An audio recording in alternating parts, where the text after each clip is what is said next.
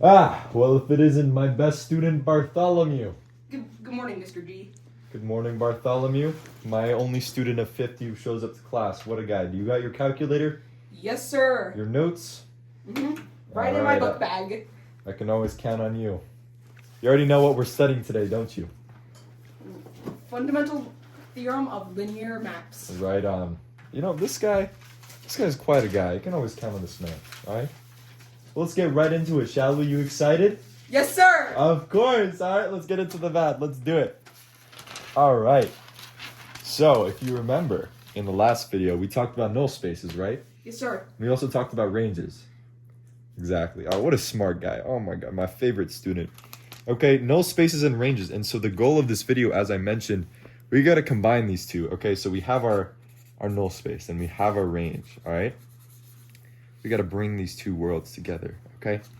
And how are we going to do that? Through the fundamental theorem of linear maps, okay? So let's do that. The fundamental theorem of linear maps. What does it say? Well, okay, let's have a linear map T, and we're taking that linear map, right? You got that, Bartholomew? Yes, sir. Okay, good. From V to W, all right? And what it says, remember, null space is a subspace of what? It's a subspace of V, and range is a subspace of W, right? It's the function outputs of T.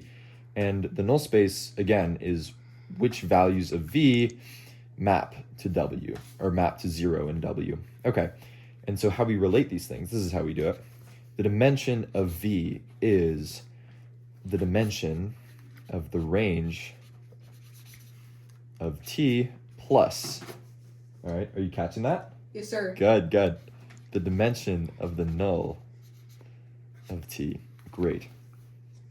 Okay, so how do we prove something like this? This is kind of strange because these are two different spaces, right? This is taking place in W, this is taking place in V. What's going on here? And this is very beautiful if we prove it, but we got to figure out how to do that. Okay, well, something tells me, like, we have this null space, we have this V, okay?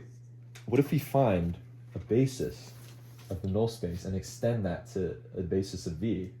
Are you catching on? Yeah, you just read my mind. Okay, exactly. I know. This guy always knows what's going on. Great.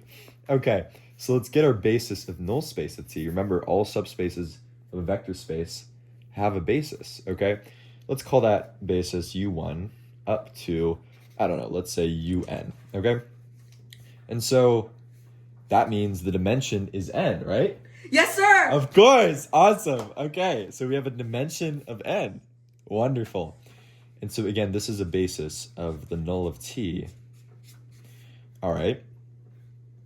But again, the whole purpose of doing this, we're extending that to a basis of V. Okay, let's extend that. Let's do U1 through UN. And we're extending that by, let's say, K extra vectors. So let's say V1. Yeah, of course. What's your question? May I use the bathroom facility? Of course. Go ahead and use the bathroom facility, all right? Do you mind if I keep going on with the lecture? Yes, sir. I will catch on. Okay, of course. You always catch on. You already know the lesson anyway. So let's just move on here, shall we? V1. What a guy is he? What a guy.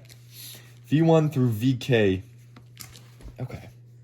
So we have this extension, and this is a basis of V, right? By construction. We proved that in a previous video. All right. Okay, what do we do with this? Well, what is the dimension of V then? Well, it's just the number of U's and the number of V's. So n plus K. Remember, n is the dimension of the null of T, right? So if we prove that K is the dimension of range of T, then we're done. Okay, well, what are K vectors that might span the range of T? Well, it can't be V1 through VK, right? Because these are inside V and the range is inside W. But how about let's try T of V1 through T of VK? Because these are all inside of W. In fact, they're inside of the range of T because they're function outputs of T.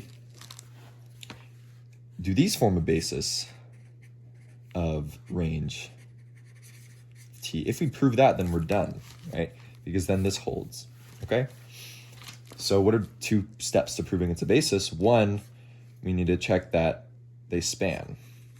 So the span of T of V1 through, who's back, through T of Vk, well, we want to show that that is equal to the range of T, right? Okay. So how do we do that? Let's do that really quickly. Well, let's take anything in the range of T. We want to see if every vector in the range of T can be spanned by these vectors. So we're going to take anything in range of T. Let's say W. Is W okay with you? Yes, sir. Of course. Okay. Let's take W in range of T. What does it mean to be range of T? Well, that just means there exists some, let's say exists some V and, V such that T of V is equal to W. Okay. Well, V has a basis. We created that basis of U's and VK's. And so that means that V can be written as a linear combination of those. So I'm going to say C1, U1 plus dot, dot, dot, plus C, let's say N, UN, right? There's N of the U's. And then I'm going to use another set of variables for the scalars. A1, V1 plus dot, dot, dot, plus AK, VK, right? Great. So that's our little linear combination for V. Now I'm going to apply T to both sides. The reason that's nice is because on this side we actually just get W, and here we can use the linearity of T and we just distribute that through. Okay, that's pretty nice, isn't it? So after we distribute that through, what do we get? A little new page there. Well, again, on that side we had W. Here I'm going to distribute that. So we pull out the constants and we move it through the summation. So that's CT of, what was it? I think it was U1 plus dot, dot, dot, plus CN T of UN plus A1 T of V1 plus dot, dot, dot, plus AK T of VK. Great. But notice T of U1, T of UN. That's interesting because U1 through UN, we've constructed them in such a way so that they span the null space, right? Yep. Right. And so doesn't that just mean that T of UI is equal to 0? Practically, yes. Right. Your calculator agrees with that too, right? Let me check. Can we run the calcs there? It does. Oh my goodness, that is class. Okay, great. So, as Bartholomew verified, all of these terms just go to 0, all right? Because they map to 0. That's the definition of being in the null space. These terms just go away. So what are we left with? We're left with A1, T of V1, all the way through AK, T of VK. Well, what does this say? This is just the vectors that we were trying to look at originally. T of V1 through T of VK. Remember, we're trying to show these span the range of T. And we've just shown that anything inside the range of T can be written as some linear combination of those vectors. That's a check mark. I will say, technically, we've shown the following direction. We've shown that inclusion, that if you take anything in there, you can write it as something in here. But this conclusion is much easier because you're just taking linear combinations of things that are in that range, and then you can use linearity to pull out the T, etc. Bartholomew has probably already done it in his head 10 times over, right? You got that right, Peach. Of course. All right, moving on. I'll leave that as an exercise to the reader. Great. So what have we done? We've proven that it spans. That's step 1. So step 1 of being in a basis is good. Is that a check mark there? Step 2, that's our final step, okay? And our final step is what? Well, it's proving that they're linearly independent, remember? So we want to show that T of V1 through T of VK linearly independent. Wow. Okay. That's cool. That's cool. Yes. That is awesome. That is so sick. Okay. School is fun. School is so fun. You heard that, kids? School is the best. Okay? These are linearly independent. Okay, let's prove it. This is much easier than what we just did, actually, and I'll show you why. Well, we already used C1 and A1. Let's use B to sort of vary up linear combinations. Again, what it means to be linearly independent, it means that there's only one way to find a linear combination that sums to 0.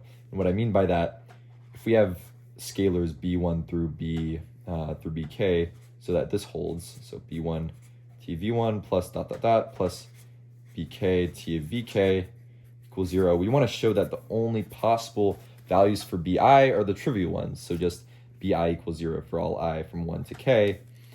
Okay, well, let's do our usual jazz with, pulling out the t. So we have t of this massive thing, b1 v1 plus dot dot dot, bk vk is equal to 0. That means, well, what does that mean?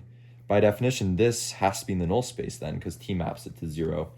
So that means that is in the null of t, and the null of t, that has a basis itself, right?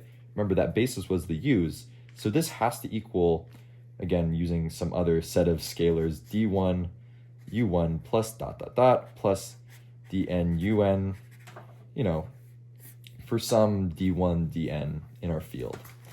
And so once we have that equality, we can move all of them to one side. I'm going to move all of these to that side, and we get this massive thing, but I promise it'll be simple. Our next step, so we have b1. All of this making sense, Bartholomew? Yes, sir. You betcha. I've repeated this 100 times in my head. 100 times. Really? It wasn't like 1,000. You're just trying to make the viewers feel better, of course. Yeah. Okay, I appreciate it. What a humble guy. b1 v1 through bk vk, right? And we're subtracting off d1 u1 minus dot dot dot minus dn un equals 0. Great. But remember, this was a basis for v. This was our extension of that basis of the u's of the null space of t. And so by definition of basis, it has to be linearly independent, and so all of these have to be 0. And in particular, that means what? That means b1 through bk are 0. And what does that mean? Well, that means that these vectors are linearly independent. And so we've proven that second thing, and thus we've proven ultimately the last result, and I'll just summarize it for you guys. So we've proven that the dimension of v, well, we already know the dimension of v is n plus k, but now we've shown, first of all, that dimension of null space, n is the dimension of the null space of t. That was just by construction. And finally, we've just shown that k is equal to the dimension of the range of t, and that is that beautiful fundamental theorem of linear maps. And with that, isn't that just beautiful? Most beautiful thing I've ever seen. That is just the most beautiful thing Brings I've ever a tear to seen my too. heart. It really does. All right. Bartholomew, I must shake your hand for partaking in today's session. And in terms of my viewers, my theoreticians, I'll catch you in the next video. Goodbye.